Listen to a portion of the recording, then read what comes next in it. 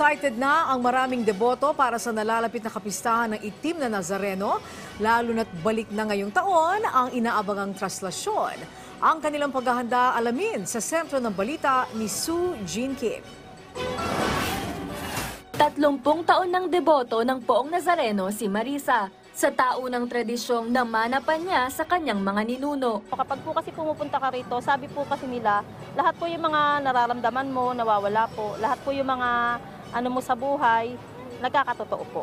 Para naman kay Armida na hindi pumapalya sa pagsisimba sa simbahan ng Quiapo, itong dahilan kaya gumaling ang kanyang anak na may sakit noon. Kasi po kami po yung namanata noon para gumaling lang po yung anak ko.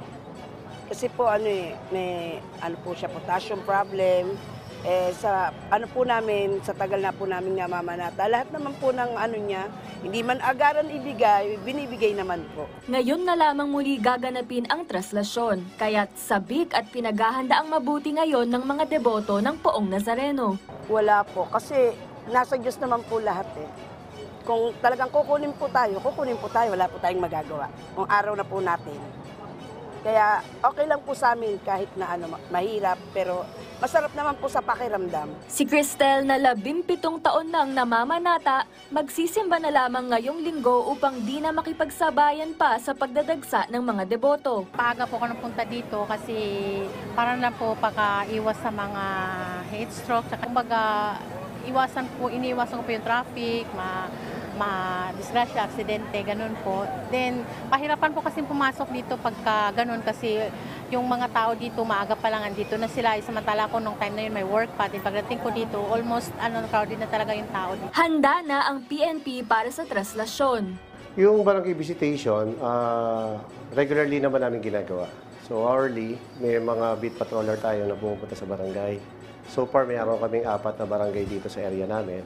Hourly, chine-check sila, ina-assist kung merong mga kailangang i-assist, tinitingnan kung ready sila kapag merong mga responde o may hingi ng mga assistance. Tulong-tulong ang 4 na barangay na sakop ng traslasyon at bukod pa sa mga pulis, ipakakalat din ang mga barangay tanod at force multipliers. Yung paghahanda namin, hindi lang ngayon, matagal na panahon namin pinaghahandaan.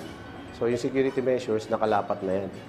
I-implement na lang namin yung kagaya ng beat patrolling natin, deployment namin sa tao, tapos yung mga kasama namin sa pagbabantay, kagaya ng IHOS, barangay, local executives. Nagsagawa na rin ng simulation exercises o SIMEX at handa na ang seguridad sa Quirino Grandstand hanggang Quiapo. Gayon din ang mga volunteer, medical assistance desk, first aid area at ang mini hospital tent. Papasok yung other agencies like yung BFP, yung JTF natin from Defense, tapos yung mga Red Cross, yung mga volunteer. So yun yung mga papasok na nilapatan kung saan sila pupwesto, saan sila dapat, at saka kung ano yung gagawin nila during peak. Paalala sa mga may nararamdaman sa katawan, hanggat maaari wag nang makisabay sa piyesta ng Nazareno sapagkat posibleng matrigger ang kanilang sakit.